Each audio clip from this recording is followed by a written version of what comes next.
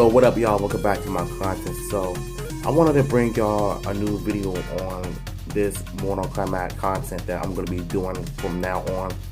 And it might be some live streams of Mortal Kombat art videos in honor of his 30th anniversary. Let's just say that I am kind of old when it comes to Mortal Kombat, and I remember the first day when it came out, like around 1992 or 3, because I wasn't really aware of Mortal Kombat until like maybe 5 years later, around 96, when I got my Sega Genesis for the first time. And for the most part, I remember playing Mortal Kombat 2 a lot, and one of my absolute favorite characters was Liu Kang because of his bicycle kick and the dragon fatalities. You know, for the most part, the Mortal Kombat has come a long way since 1992. To be honest with you, I appreciate the franchise for what it is. Since this year marks its 30th anniversary with the franchise, I cannot say how extremely grateful for what Ed Boon and the team behind Mortal Kombat originally was Midway. Because Midway back in the day used to come out with some great hits from Mortal Kombat titles from MK1, 2, and Ultimate MK3. Before Mortal Kombat Trilogy and even Mortal Kombat 4. And I think that's when the franchise took a nosedive after MK4. Mythology Sub-Zero, Special Forces, and after that, the franchise just went nowhere. And it was around 2002 when Mortal Kombat Deadly Alliance came out, and let's just say I had a blast playing that game. I remember getting it around Christmas 2002, and it was one of the best childhood memories ever. Even when I first got my, PS2 for the first time, that right there alone really made me appreciate Mortal Kombat for what it did for us. And I remember watching the intro and just thinking, did they really just kill Liu Kang off? Well, it was all for an interesting storyline, because I think ever since Liu Kang died in Deadly Alliance, he's been brought back and forth, and even in Mortal Kombat Armageddon when he became a zombie Liu Kang, which I wasn't really a fan of.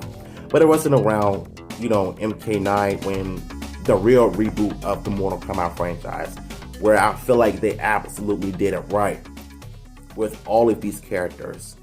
But I wasn't really playing with MKX or MK11. That's where I stopped playing Mortal Kombat games, because I just got stuck with MK9. I think that was one of the absolute best reboots, and not to mention a better reboot than MKX and 11 for the most part. I don't really consider Mortal Kombat 11 a reboot. I just feel like it's like telling the story of different timelines of back and forth, which is something I'm not a fan of when it comes to time traveling, bringing these old characters back and then you kill them all.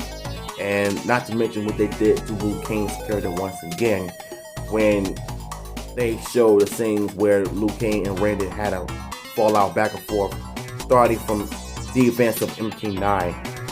But when he became Fire God Liu Kang, I was a bit interested.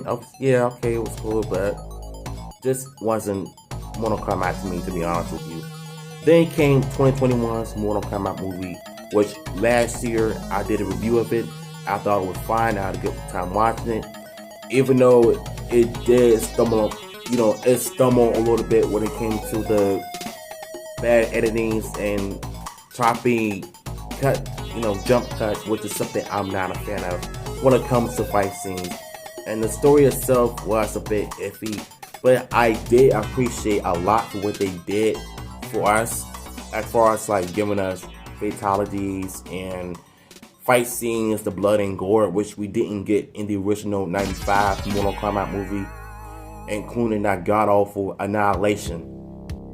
So I am looking forward to the announcement from Todd Garner. They did actually confirm that, the sequel is in development. So we have no idea who's going to be cast as new characters that are going to be in the sequel, such as Johnny Cage, Smoke, Reptile, or any other Mortal Kombat characters that were cut from the 2021 movie. But I am looking forward to it in any shape or format whatsoever. But you know, though, shout outs to Todd Garner for giving us fans an update. So yeah, I guess you could say Mortal Kombat has come a long way. And not to mention, they're going to be still remaking all of the 3 Mortal Kombat titles from the 90s. And they're still doing the MK12 or Mortal Kombat Trinity, aka the relaunch of MK11. So which means that they're going to probably recreate the storylines and make it more better, and possibly bring out some DLC characters of the original actors from the Mortal Kombat 3, 2, and 1 video games in the 90s, and have them as the skins for the new Mortal Kombat game by NetherRealm Studios, which is something that I'm looking forward to. So yeah, that's my video on the thoughts on the Mortal Kombat 30th anniversary. Oh, one more thing before I end this off. The Mortal Kombat Trilogy Remastered is still being development, so I need y'all to go sign the petitions right now, because yeah, we definitely need a remake of MK Trilogy.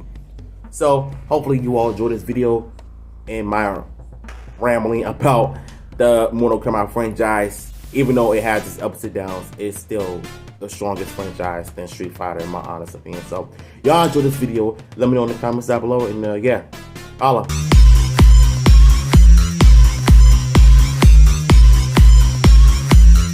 It may be Elder God.